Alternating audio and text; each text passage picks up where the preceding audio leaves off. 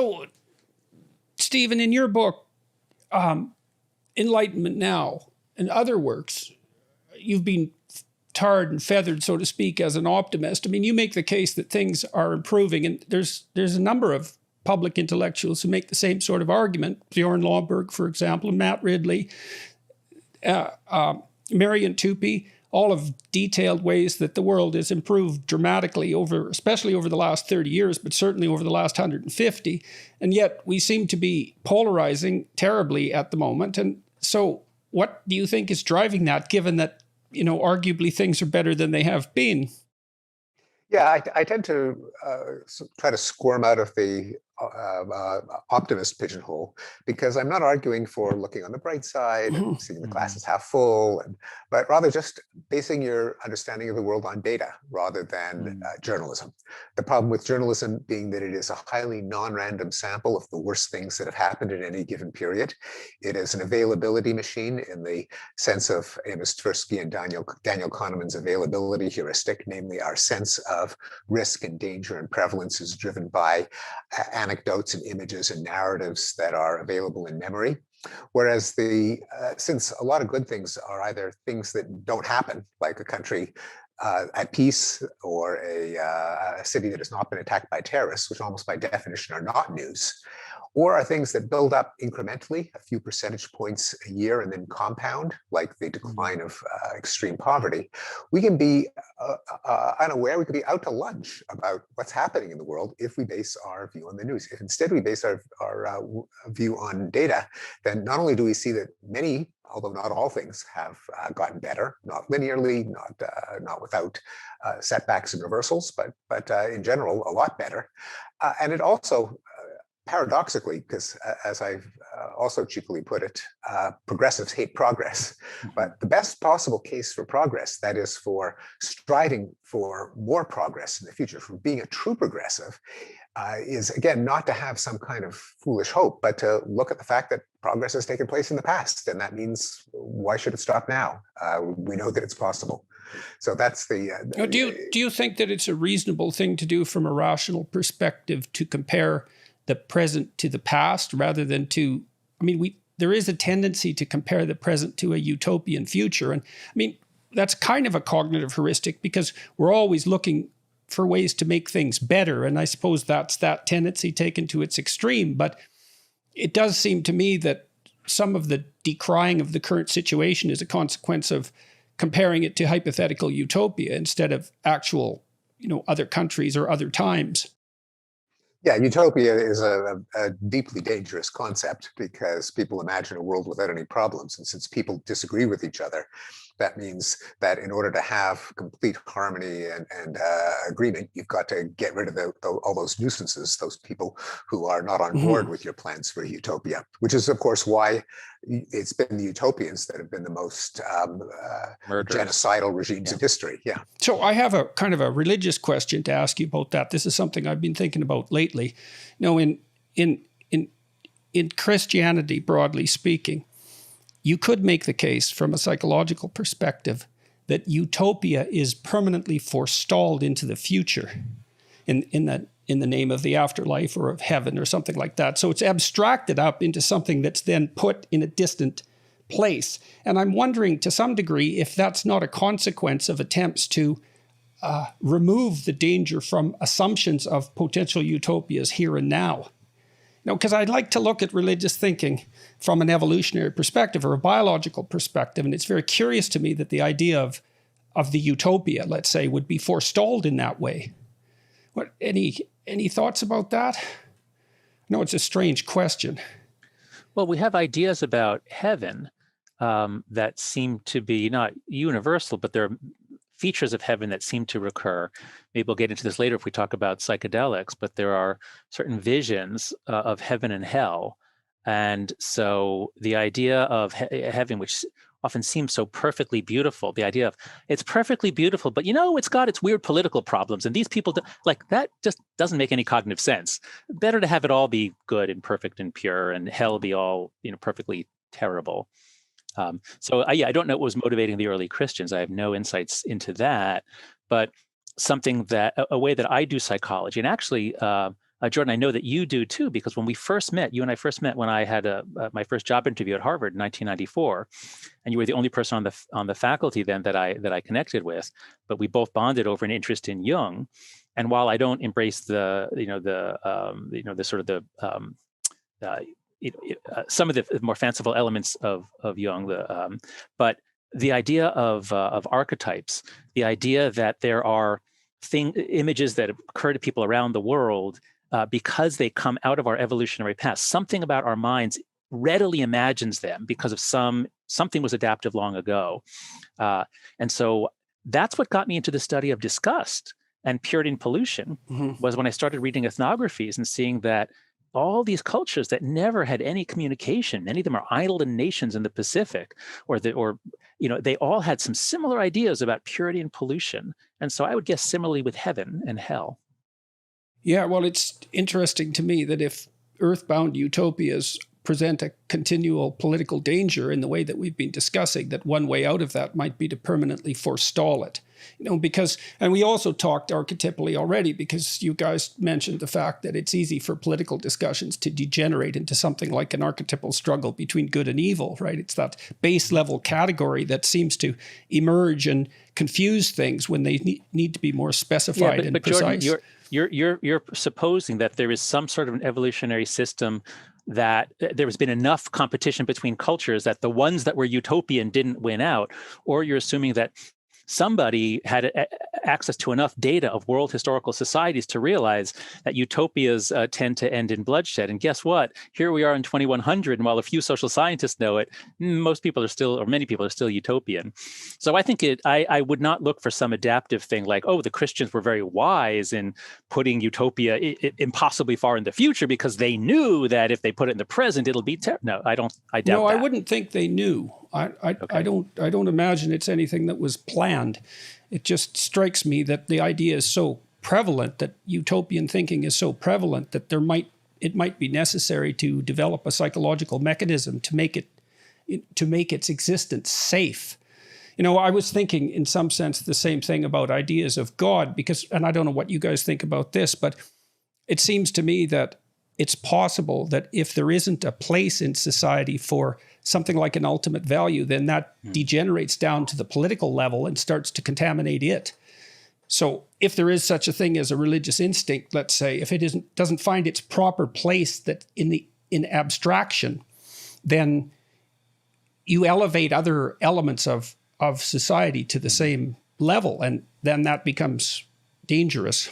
Well, it depends on what you elevate. If what you're elevating is human well-being, people should be healthy and happy and long-lived and educated and safe. That doesn't seem like such a bad moral value to elevate, and it's certainly better than some arbitrary stipulation from some scripture or creed that you can't justify to people who don't believe it antecedently. I mean, the problem with utopia is, among the problems, and I'm not sure, by the way, I'm the least qualified person on earth to talk about Christian theology or eschatology, but it seems to me there's also the notion of the second coming. There's end times, there's heaven on earth. There are notions of utopia that are seem to me not necessarily postponed indefinitely. But the problem with utopia, of course, is that it ignores the inherent trade-offs in the human condition, such as that if you can't have complete freedom and complete well-being, because people will choose to do things that screw up their lives. So unless you have a totalitarian nanny state, you give people freedom, they're going to do things that will lead to some bad outcomes. We're not all identical, and therefore anything that carries out the vision of some of us is going to be inimical to others. And so that's why a liberal democracy is basically a means for resolving disagreements, not a vision of what life ought to be. There's an inherent trade-off between equality of outcome and equality of opportunity or rights. And since we're not all clones, that means that if you just allow people to achieve the most they can, some people will achieve more than others, and there is that trade-off if you don't want to have extremes of inequality. Added to the inevitability that whatever your vision of utopia is going to be, not everyone's going to agree with you, and in order to carry out a scheme that is perfectly laid out on paper, how do you deal with the people who don't get with the program? If you sincerely believe that the people who disagree with you are the only thing standing between the current world and a world that will be infinitely good forever, then you're justified in doing anything possible there to eliminate the ultimate evil, namely your enemies. Exactly. Well, that's why it seems to be such a hazard, right? Because utopia, if utopia is perfect and it can be attained, then any means are acceptable to bring it about. And that I can't think of a more profound moral hazard than that. Yeah, we're all kind of channeling Isaiah Berlin here, but they're good arguments. Okay. So I'd like to wait. Oh, go ahead, if you don't mind, Steve. Jordan. John, I'd like to take what Steve just said, which is so sensible. It makes perfect sense. Yes, we need a liberal democracy for all these reasons. But yet somehow it doesn't seem to inspire people the way that a God does. And yes, we could elevate human well-being. Let's all have a religion around human well-being, and we'll do whatever it takes to advance human well-being. Well, I get invited to speak at Christian colleges and Christian associations and podcasts sometimes because even though I'm a center-left atheist Jew, when they read The Righteous Mind, they find it useful and they see that I don't have the usual academic contempt for religion. I actually think religion, at least in the United States, religion on net is a very good thing. And so when I speak to Christian audiences, I often start off by saying, we actually agree on something extremely important, which is that there is a God-shaped hole in everyone's heart. And Pascal didn't say exactly that, but he said something more or less to that effect. And I say, yeah, there is a God-shaped hole in our heart. We just disagree on how it got there. And you think it's there because we long for God and God exists and God fills it. I think I'm a naturalist. I think we evolved to be religious. And I tell that story in The Righteous Mind, how we evolved for sacredness and gods and how gods have evolved culturally. And so I think central to our conversation here, or rather we're having this academic conversation in the context of a country going insane with bad religions. And by bad religions, what I mean is people have found something that fits the hole. And so it's deeply satisfying, but it makes them behave in ways that are incredibly destructive to a liberal democracy. Whereas the older religions at least went through a process of evolution, especially those that made it in a free country like America. They tend to be kind of nice. And so I would bring that perspective. Okay, so I want to comment on that a bit. I mean, one of the things I've been struck by talking to Lomborg and Ridley and Marian Tupy about the idea of human well-being, which is obviously something that anyone sensible would support, is that it is very, very difficult to make it inspiring. And I think there are probably two reasons for that. One is this God-shaped hole that John was talking about seems to perhaps indicates that that ideal that you mentioned, Stephen, needs to be embodied in something like a personality for it to fit properly, rather than for it to be an abstract idea that might be more motivating for people who are highly rational and intellectual.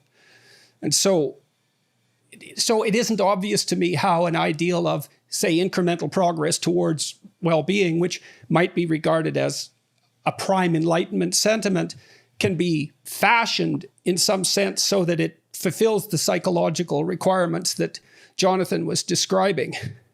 Yeah, so I have another, if I can allude to another cheeky passage toward the end of Enlightenment now, I say, well, do we need to have men in colored shirts saluting posters of John Stuart Mill and secular humanist preachers rolling back their eyes and pounding a copy of Spinoza's Ethics on the pulpit? Hear, hear. So, well, maybe we do. Yeah. But on the other hand, and I find there's some irony in here, me defending the plasticity of human belief and values, given that I'm a pretty staunch advocate of the concept of human nature. But what fills that God-shaped hole is it's pretty variable. I mean, it was certainly, there's nothing in human nature that says that it had to be filled with the notion that if you accept that a guy who was nailed to a cross 2,000 years ago died for your sins, and the foremost of which was when Adam and Eve ate from the fruit of the fruit of the tree of knowledge. I mean, that's not an intuitive idea. That was an idea that we had to have acquired. We also know that despite the prevalence of religious belief, there's an awful lot of the world's population that does not believe in any deity. The population of China, for example, a large proportion of the population of Western Europe. In the United States, millennials and Gen Zs have some vague notion of spiritual but not religious, but they're falling in droves away from specific from formal religions, but that makes them more vulnerable to these new political religions. Well, indeed, no, I agree. But the thing is that those aren't specifically, they're not literally religious in the sense that they appeal to the supernatural or theological. They're crummy moral systems. And so it does leave open the possibility of having a not so crummy moral system. But the essential element, I think, is that it unites a group against other groups. So human well-being wouldn't do it, but fighting white supremacy or fighting CRT or the communists or the fascists or whatever. So I think you can't just put anything in there. I'm a Durkheimian, and so I think a good religion, anything that's going to fit in the whole, and by good, I don't mean good for society, I just mean something that'll make a good fit, is going to have to be one that has a group bonding function for us to come together to fight something else. So let me ask you about that. So you just made the case, I think, and correct me if I'm wrong, or we seem to agree on the case that because of this absence of a higher value, whatever it happens to be, that's fallen down into the political domain, and then the quasi-religious impulses that are infiltrating the political domain tend to pit one side against another. So you get a good versus evil narrative emerge. But the problem with the good versus evil narrative is that the evil is embodied in some other group and the good is embodied in your group. So one of the things I've been thinking through is that, in sophisticated literature, you don't have good guys and bad guys. You have good guys and bad guys in the same soul. And that's the Solzhenitsyn quote. Yes. Right. Exactly.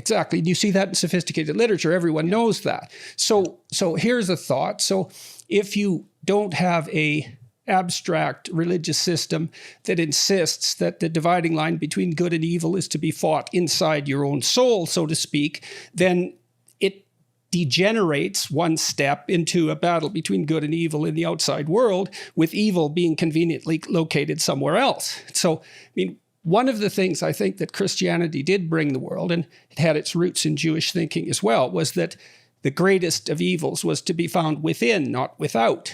And maybe that's one way of protecting society from this schismatic tendency that we see reemerging. Let me give you an example, okay? I'll just go through this very quickly. So, in the book of Genesis, in the story of Adam and Eve, you have evil located as a snake, right? So it's a predator. It's the predator in the garden, and predatory snakes were hell on primates. So there's plenty of evolutionary reason for that. But then you can imagine, so there's an insistence in Judeo-Christian thinking that the snake in the garden is Satan, which is a very odd idea. I tried to think that through. I thought, okay, snake as predator, other person as predator, group as predator, soul, inside your soul as predator. It's increasing psychologization of the idea of predator because, when we were animals, like other animals, we were preyed upon by straightforward predators and then by other people and then by other individuals. But then we figured out that battle was within.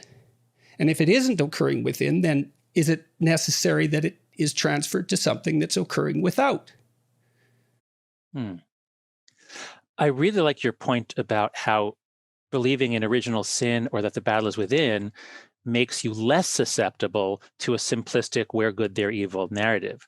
I like that a lot. I'm a big fan of Amanda Ripley, who wrote this amazing essay called "Complicating the Narrative." And it's about how journalists, reporters, if you don't report like, well, this side says this and this side says that, don't just report the two sides. That simplifies the narrative in a sense. Rather, show splits within each side and show that the story is really complicated. And that kind of stops people in their rush to judgment and mob action and makes them think, which of course is what great literature does too. And that also helps explain what I think is particularly attractive to me in Christianity, or at least in some of the Christians that I know, is that they really make a virtue of humility. In a way that, Jews don't, at least American Jews don't seem to. But the idea that we are all flawed, don't be so sure of yourself, judge not lest ye be judged. I sometimes join a group of evangelical preachers, actually brought together by Jonathan Rauch, another Jewish atheist, but with a bunch of interesting people like Pete Weiner, David Brooks, and some actual ministers as well. But I just love the virtues there of humility, grace, forgiveness, and these are virtues that have just been completely drained away from modern society. I think you see the struggle for morality within in the Jewish tradition, in the prophetic tradition, with the insistence that people have deviated away from the path of God and have to be called back to it. So at least the precursors to that idea are there in broad form, and importantly, right, which that makes sense. Yes. Mm-hmm. Yeah, the idea that there's a struggle between our better angels and our inner demons, between good and evil within us, is an important idea. It doesn't have to come from the parable of the snake in the Garden of Eden. The problem there is that if it is, it's just a parable, and people who weren't raised in the Christian tradition or who just don't believe it or can't sign on to it can reject it. But it's not that abstruse a notion. It appears also in Freud's contrast between the id and the superego. It appears in evolutionary psychology in terms of the particular drives and motives that served us well in an anarchic society. You see it in cartoons with the devil on one shoulder and the angel on the other. I think if we think it's a good idea, we have to articulate why it's a good idea and express it in a way that anyone can accept it, regardless of the tradition they happen to have been brought up in. And in terms of the Jewish notion of humility, I'm sorry, but I have to tell a Jewish joke, which is that on the holiest day of the year, Yom Kippur, the rabbi and the cantor are standing in front of the open ark with the Torah scrolls. The cantor falls to his knees and says, "Lord, I am nothing." The rabbi, seeing him falls to his knees, says, "Lord, I am nothing." In the back of the row of the synagogue, there's the lowly janitor, overcome with emotion. He falls to his knees and says, "Lord, I am nothing." And the rabbi says to the cantor, "Look who thinks he's nothing." So that's humility within the Jewish tradition. Yeah, right. When I was reading Enlightenment now, and I was struck by this, and I guess this is something that's always struck me, is that there's a power in mimicry and imitation that's attenuated in rational reasoning. And so I've been thinking again about Christianity from a psychological perspective, and I thought, well, one way you could characterize it is that it's a very long discussion about what constitutes the human ideal. And I've been thinking about what unites people, and you might say, well, that beliefs unite them, but I think it's the shared pursuit of an ideal that unites people, rather than beliefs about the state of the world per se. And so when I was reading Enlightenment now, and when I read works of other rational Enlightenment types, it's this inability to inspire that torments me, because I appreciate the utility of the arguments and the power of the technology that's associated with rational thinking and all of that. But things seem to be disintegrating politically around us despite that rationality. And it isn't clear to me that it's sufficient force to hold back the tide. I mean, look what happened to Dawkins recently with the humanists, for example, which was quite shocking to me, and I suspect to him as well. Me too, yeah. No, it is a challenge of how to engage people's, how to get their blood pumping, their adrenaline going. It's a dangerous thing if it can be commandeered by demagogues and by rabble rousers. I think it is worth it, and I think we don't know enough about this process to look at cases in which there have been constructive moral and social movements that have managed to get to engage people's emotions. Perhaps the civil rights movement in its heyday of Martin Luther King, when John F. Kennedy got a lot of people to join young people to join the Peace Corps. The founding of the United Nations was a source of great hope. I mean, the United Nations has its own pathologies, but in its time, even in things like there's a kind of pseudo-religion to some TED Talks where you've got a techno-optimist who proposes some way of dealing with climate change, with malaria, with parasitic disease. And in the room, you can feel that kind of elevation, that awe. I think we have to work toward not just engaging any old fervor, but to figure out how we marry that fervor to the causes that generally deserve it. Okay, Yeah, I'm well, going to go play the ahead, John. skeptic. I'm going to play the skeptic here because my new theme that I'm thinking through is unmoralize everything. That moralism, moral judgment, as I said, it's just it makes it difficult to find the truth, and so constructive moral and social movements. Well, we're all supposed to think, well, social movements are great, and the civil rights movement, the women's rights movement, gay liberation, all the incredible rights movements of the last 50 or 60 years. But that's in part because we look back at the ones that were successful and that were really deeply right about righting injustices. And now when I look at social activism on campus and among young people, I think I have a much greater appreciation for how hard it is to change institutions, especially complicated institutions that are generally trying to be open and humane anyway. And I look at the policies that many young people are pressing universities to adopt or pressing companies to adopt. And what I see happening is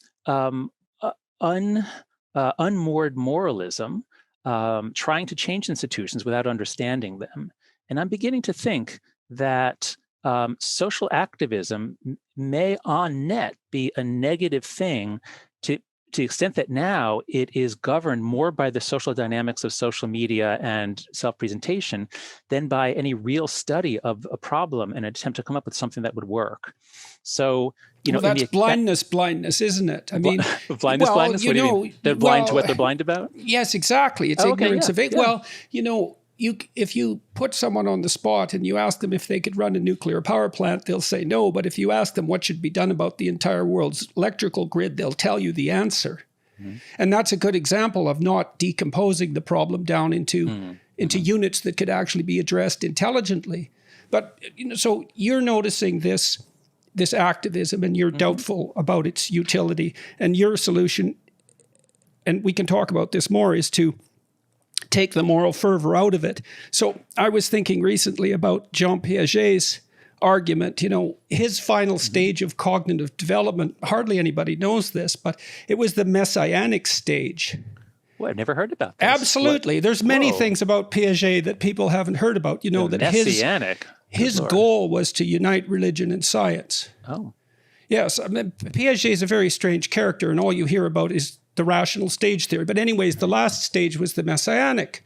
And he identified that as a stage in late adolescence. Not everyone reached it, but that it involved a world-changing fervor. And he identified that as part of what catalyzed identity. And so we're seeing that these students, they come to university, they want to catalyze their identity in a profound way and orient themselves.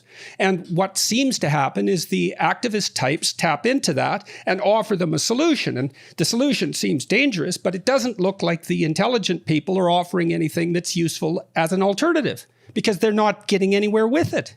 And so we have to ask ourselves exactly why that is. And part of it is the lack of romance, I think. When Orwell wrote about the Nazis in the 1930s, he was very careful to highlight their dramatic use of ritual and the romantic attraction. Now, of course, he was absolutely opposed to everything they were doing, as anyone rightly should be. But Orwell was very wise and about human nature in general. And there's a drama in what's being offered to adolescents that the rational approach doesn't seem to engender. And I don't know how to solve that problem. I think it's a terrible problem. But well, I'm going to mediate between Jordan, what you've been saying, and what John offered, and I do tend to agree with John. I was trying to make some concessions toward the possibility that you could best energize people by somehow co-opting this fervor. But I think it's probably an open question: how much can you engage people without the trappings of religion or pseudo-religion? Can you engender a problem-solving mindset as opposed to a struggle mindset? That's right. And before we write people off and saying, no, they can't, no one likes solving problems, it's too boring, it doesn't get the heart pounding, they've got to wear colored shirts, they've got to salute something, they've got to bow down. We have, we did eliminate smallpox. We've drastically reduced the amount of warfare, partly because of John and Yoko and Peter, Paul and Mary, but also because of much more practical treaties and organizations. We've drastically reduced extreme poverty, not because of the teachings of the Hebrew prophets or Jesus, but because of China and Indonesia and India adopting capitalism to tie into the theme of John's impending book. So there is a tendency, there's a vulnerability in people to want to belong to transcendent movements involving some kind of conflict. On the other hand, we haven't done so bad at combating disease and poverty and war with a more technocratic problem-solving mindset. So maybe Jonathan's right that we ought to just minimize these dangerous passions and treat more things as problems to be solved. Well, my concern, I agree with your description of what came before, but my concern is that the universe is different after 2012 than it was before 2009, that the fundamental nature of society was rewired by everyone going on to social media, especially Facebook and Twitter, but all the other platforms as well. And so whatever was possible, whatever the arrangements were before, some of that is still valid today, but a lot of it isn't, and we often don't know what parts. And so whether you're talking about how we mobilize to solve problems, so just to take one example, activist movements generally had adults in them. They had adults, and then young people would come into them as well. And there were multiple generations of knowledge about how things work and how they want to change. But now that everyone is connected to everyone, and things go at many times the speed, I think you can have a groundswell for a reform of a system that gets pushed through within days or weeks, just by people with very little input from adults. And that's why I think we see over and over again demands, just speaking from the area I know best on campus, demands at dozens and hundreds of schools year after year for things that make race relations and inclusion and diversity worse. So I'm just concerned, and this is just one little example, but in so many ways, I think the 2010s were weird because life after 2012 is just fundamentally different from life before 2009. Well, do you think? Go ahead, Stephen. Yeah, although I see that happening, and there has been a change toward intolerance and struggle as opposed to problem solving in the last few years. On the other hand, the demands are being accepted by baby boomers, by the deans and the provosts. And if you rewind the tape back to when we were college students, there was an awful lot of inanity and extremism and repression of speech.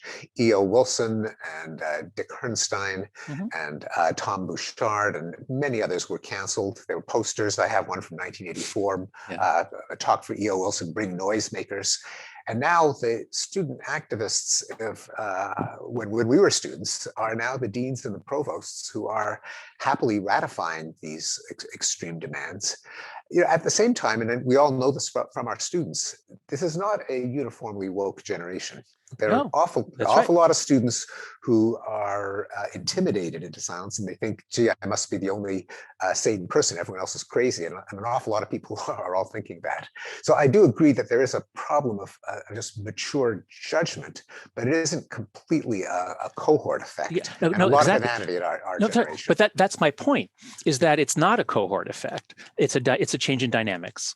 So it used to be that there would be some activists, but other people could still have a conversation, or they could still have they could still play a role. You're right that the people giving into the demands are people from the previous generation who were at least that generation earlier, but they're not happily giving in. I've spoken to many leaders in the academic world. They all hate it. They feel stuck. They feel pressured. They don't know what to do. And now it's the same thing. People leading nonprofits, especially progressive nonprofits or companies. So it's not that young people are woke, it's that the dynamics have changed so that the woke among the young now have such power to intimidate others into silence. And this is what we see in universities, that students are not afraid of their professors, they're afraid of a subset of students. And the professors are not afraid of anyone except this subset of students. And the presidents, well, they have donors and other people to please. But the dynamics of social media allows a small group to weaponize their moralism and to intimidate others into silence. And this is happening in so many institutions, not everywhere, but it is happening. And so what we need to do is not change a generation. What we need to do is change the dynamics so that bad ideas don't dominate and intimidate. So why do you single out 2012? So 2009 is when Facebook added the like button and Twitter added the retweet button. And before then, social media was not particularly polarizing. People would put up a Friendster page or a MySpace page or a Facebook page with what they liked, and here's who I am, not polarizing at all. And then in 2009, you get the like button and then the retweet button, and then Twitter and Facebook copy each other very quickly. So now both platforms have both like and retweet. Now both platforms have huge amounts of information about engagement, and now they can algorithmicize all the feeds. And so as it's more engaging, this is the 2 or 3 years where, at least adolescents, I have data data from national surveys showing this is the 2 years when adolescents go from mostly not being on these platforms every day to now teen social life is mostly conducted on various platforms. So do you think are you characterizing that as a positive feedback loop, essentially? The like buttons with the algorithms? Yes, exactly. It's a feedback loop, and it's also the most powerful, not Pavlovian, it's just behaviorist conditioning mechanism ever. Thank you, thanks, Steve. Operant, yes, yeah. I haven't taught Psych 101 in 10 years. But if you think about it, many people have seen that video of B.F. Skinner training a pigeon to turn in a circle by just reinforcing slightly more counterclockwise behaviors in the video. And if you think about it, as soon as someone gets on social media and they post something, now people are giving them little reinforcements. And it's within seconds. I mean, you post something and then sometimes you check within a minute, what did people think about it? And so we have, so this is why, these are ideas that I developed with Tobias Rose Stockwell. We had an article in The Atlantic on why everything's going why democracy is going haywire or something like that. The positive feedback loop idea is really interesting too, because a lot of psychopathologies are positive feedback loops. So if you get depressed and you start isolating yourself because you're depressed, you get more depressed. If you drink alcohol and go into withdrawal and then drink to cure that, you become alcoholic. If you are agoraphobic and you avoid, you get more afraid. Like a lot of psychopathological processes are positive feedback loops. And so the combination of the algorithm with the we don't know what these technologies are doing to us. We don't have a clue. We have no sense whatsoever. Well, we have some clues, and it's pretty much all bad. So yes, we get that feedback loop that now you can have the echo chambers and bubbles. If you're prone to extremist politics on either side, because based on what you like or what YouTube videos you watch, that sucks you down into more extreme ones and into a community. So the algorithms are doing two things. They're picking our friends because they say you should meet this person because people meet him. So the algorithms are making our friends different from what they used to be, and the algorithms are making what we watch and consume different. And in some ways that's good because it's things that we enjoy. But one of the problems for a liberal democracy, as the founding fathers knew, is factionalism. People become so focused on defeating the other side, they lose sight, they lose concern for the common good. Well, you might also think that it would be necessary, like if you go to public school, you go to school with 30 people who are basically randomly selected from the population. And so then you have to maybe in Canada, modify. Okay. Well, in Canada, you have to modify your behavior to take into account a broad range of people, and you didn't pick them. Whereas online, if you're starting to only aggregate with people who think the way that your interest indicates you think, then is it possible that you start to lose touch cognitively with the broader culture and you don't even know what it is anymore? Yes. And that's right. And that's why I'm particularly concerned about Gen Z, because the mental health data shows that their mental health plummeted beginning around 2012, whereas the millennials, they didn't get social media until they were in college or after college. And I think that if you're exposed to a broad range of ideas and books and people, you have a chance to get your mind broadened when you're young. But if you think about the river of inputs coming into people's eyes and ears, when we were all growing up, we watched way too much television, but television was made by older people. It was made by people who were not children. And so we at least, from watching Bugs Bunny, you're at least exposed to opera and you're exposed to certain cultural themes and you even have a sense of the 1940s, let's say. But once everyone got onto social media all the time, now the river of inputs, so much of it was created in the last week or two by people your age. And so there's just not much room for people in this post-war, in the after times, let's say, after the social media world, there's not much room for kids to learn anything about the 20th century or communism or Nazism or great literature. So much input is jammed up with trivia, ephemera, and to the extent that there's political content, it's not broadening your mind, it's turning you into the kind of factionalist that the founding fathers feared. So that's my most pessimistic take. That yes, Steve is right. We had incredible progress up until 2009, but in the world after 2012, I think our institutions, that the institutions of liberal democracy, are in such danger that it's quite possible that the future will not be like the past. I don't know what's going to happen, but I now see that as a possibility that I didn't see 5 years ago. And what do you see as the danger at the moment? So the danger, I think, is that a secular liberal democracy is a miraculous thing, but a fragile thing. And we briefly thought in the 1990s, with the fall of the Berlin Wall, that this was the end of history. Liberal democracy had won. Eventually, North Korea, Iran, well, everybody's going to be a liberal democracy. Once they get a little richer, they'll want that.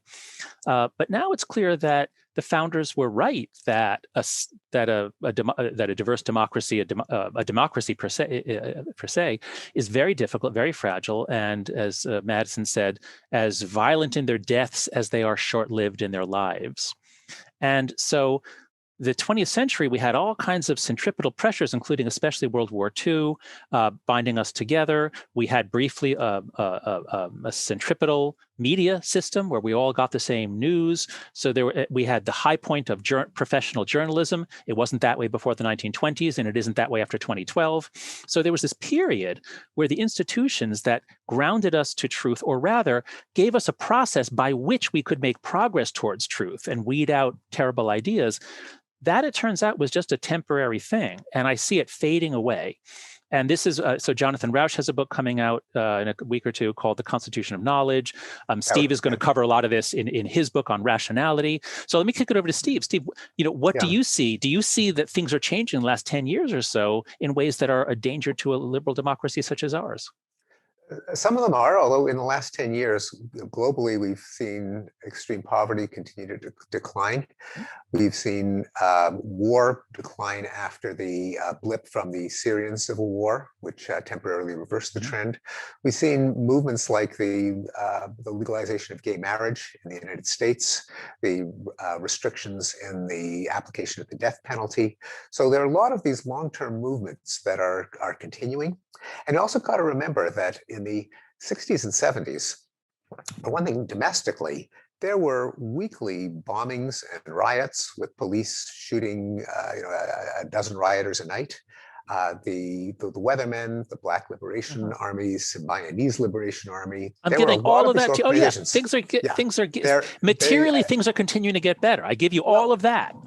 And if you listen back, I mean, I've been watching the Apple TV series 1971, the year that music changed everything. Oh, cool. Highly recommended. Okay. It's a reminder of a lot of the political inanity of our generation and our older brothers and sisters who were Maoists, who were Marxists, who were violent insurrectionists, and not just in rhetoric, but there really was a lot of violence. There were bombings, there were judges whose heads were blown off. Oh my God. It was a pretty ugly time. And even in terms of, it's certainly true that there is no overall progressive force toward liberal democracy, and there's absolutely been a recession in the last decade in countries like Hungary and Turkey and the United States and Russia. Yeah. On the other hand, if you look at the graph of number of democracies scaled by how democratic, how autocratic they are, we've backslid maybe to 2010. We have to remember that in the 1970s, there were only 33 democracies on Earth. Half of Europe was behind the Iron Curtain. Spain and Portugal were literally fascist dictatorships. All of Latin America, juntas, banana republics, military governments. Taiwan was a military dictatorship. South Korea was a military dictatorship. There has been some backsliding, but not back to the 1970s. So it's sort of premature to abandon the liberal democratic ideal. I agree that it has to be, that there is some, it's not so fragile that we have gone all the way back to the 1970s. And there are some built-in advantages, like people want to live there. That's where people who vote with their feet end up. We know from, and John, I know you covered this in your book on happiness, but people in liberal democracies are happier. And together with material affluence, which of course liberal democracies are very good at delivering, the second, as I recall, contributor to happiness is a sense of freedom. So there is at least pushing in the direction of liberal democracy against, agreed, the tribalist and authoritarian and magical thinking. There is people's desire for prosperity and freedom, at least for themselves. And pushing back against the kind of the positive feedback loops, the vortexes of misinformation and fake news and so on. There is the fact that reality is that which doesn't go away when you stop believing in it. That and Jonathan Rauch is clear in his book, which just recently came out, and which I admire as much as you do, that that there are some, that because reality is still there, there's always a resource to that the constitution of knowledge, what he called liberal science, always has behind it. That in the end, you can't wish away reality for long. See, and I wonder if one of the differences between now and the 1970s, because I often think about now compared to 1972, which was not exactly a banner year. That was the year of the oil crisis. It seems 73. Yeah. 73. It seems that there were terrible things going on in the world at that time that people were concerned about. And they seem equally concerned now and equally divisive, but the terrible things aren't going on. The Vietnam War was raging, the Cold War was raging. We were concerned about running out of oil, and that turned out to be, a non-starter. Overpopulation. But yes, extinction. Yes. So and a lot of those things didn't manifest themselves, but certainly the Cold War was absolutely real, and it was raging away in Vietnam, among other places. And so people were very bent out of shape about that, and rightly so. And now there seems to be an equal amount of being bent out of shape, but the contributing factors seem even far less obvious than they were in the 1970s. And so that seems to be the mediating factor between the position you've staked out in this discussion, Stephen, and the one that you're describing, Jonathan, is that, it's not worse than it was in the 70s, except there's no reason for it now. Yeah. No, I totally accept Steve's points about progress and about how there are many people, particularly as he says, progressives who don't want to acknowledge that there's been progress. I don't deny any of that. I feel like we're just in the first stages of this new way of living, in which we won't be able to find truth. The processes that let us find truth have decayed in ways that might make the future different from the past.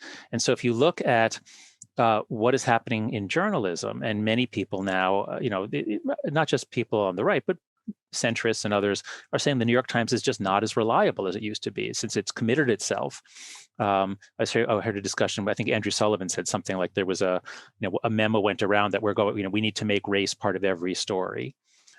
So if the New York Times has this dual telos, all the truth that's fit to print, or is it all the truth that fits our narrative we print? Those are not the same. That's incoherence, and that's basically what's happened in some of the social sciences as well. And so you have to either have the whole institution committed to this really, really difficult thing, which is advancing towards truth disposing of falsehoods, using only imperfect, flawed, motivated individuals as the units, and creating a process that nonetheless gets you closer to truth. And we've done it in universities, we've done it in juries, in the court system, the legal system, and we've done it in high quality journalism.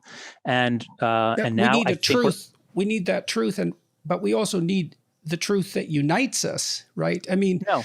What's the truth that unites us? Well, I'm trying to make sense of all the arguments that you're putting forward. I mean, one of the things that's happening, you pointed out, is that we're factionalizing.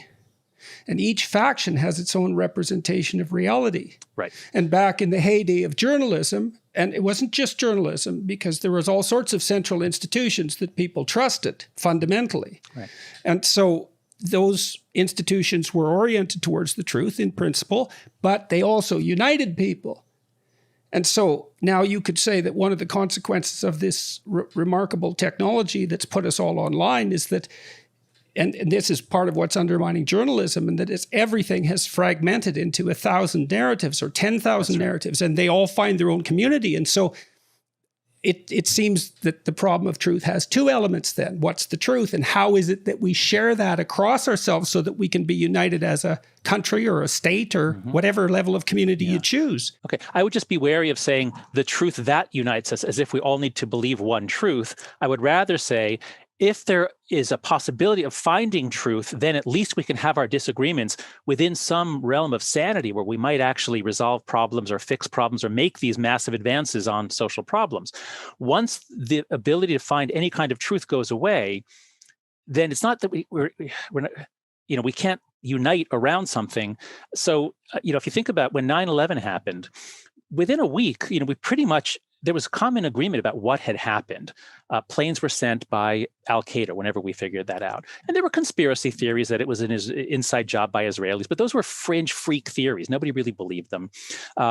America came together and supported a response. Now, of course, George W. Bush abused that and took us into Iraq on false premises. We came apart. But if 9/11 were to happen tomorrow, do you think that we would have a shared understanding of what happened?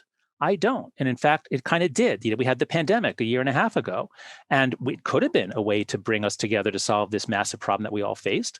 But in America, at least, we quickly split into crazy factions. Yeah, well, I should say, crazy conspiracy theories on the right. The left wasn't conspiracy theories, but the left was the woke problem, where certain things, certain things couldn't be said, and and especially the one of the worst things that the institutions that are tasked with creating knowledge. One of the worst things they did was they said, no, you can't get together at church. No, you can't get together at a Trump rally. Oh, but Black Lives Matter protests? Yes, go ahead. And so so the right was already so skeptical. And once the epidemiological community did that as a community, they put out a statement, boom, no more trust in the establishment. And that has killed a lot of people, because if not for that, there would be a lot less skepticism about vaccines. I completely agree with John, and that's one of my favorite examples. The other one, of course, being that that if you discuss the possibility that SARS-CoV-2 originated from a lab leak in Wuhan, that shows that you're a racist. You're a racist, right? Right. And so that was censored and inhibited until it just burst out about a month ago. But completely agreeing with John that our institutions for finding the truth constantly need defense. They go against a lot of features of human nature. And then I just want to caution against thinking that it was that much better in the past. I mean, one of my favorite quotes is that the best explanation for the good old days is a bad memory. And this includes, by the way, the New York Times. And there is a sort of subversive book by Ashley Rinsberg, came out a couple of weeks ago, called The Gray Lady Winked, going over the history of the New York Times coverage of world events, which forget all the news that's fit to print. They downplayed the Holodomor, the terror famine in Ukraine under Stalin. Their Berlin chief during the 1930s was a Nazi who constantly apologized for the Nazi regime. The coverage of Fidel Castro in the 50s amplified the strength of the guerrilla movement. The weakness of the Ngo Dinh Diem regime in South Vietnam, leading to the CIA-inspired coup, may have been inflated by New York Times coverage. There's actually a history of activism. And thank you for that. I didn't know that. And here's another way of looking at it. Again, I don't want to be to take on the optimist role too thoroughly, because I agree with John. A lot has gone wrong in the last few years. Again, the constant vulnerability of the institutions of liberal democracy and truth-seeking. Yeah. But where was I going with this?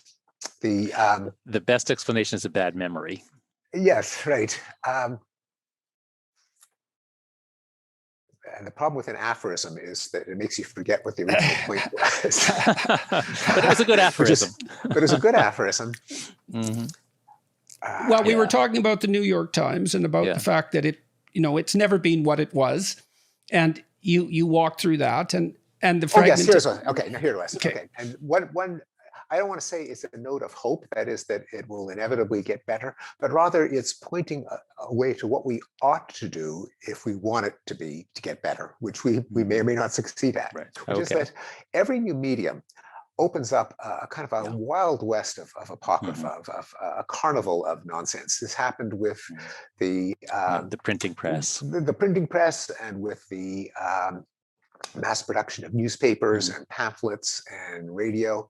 There was massive plagiarism. Newspapers in the 19th century reported the discoveries of sea monsters and miracles and revivals of the dead and all kinds of nonsense. And it took a while for it to settle into norms that would allow people got fed up with the nonsense.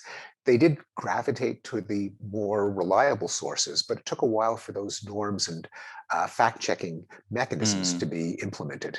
And online, we have seen the social media companies belatedly try to keep people out of those positive feedback loops, those rabbit holes.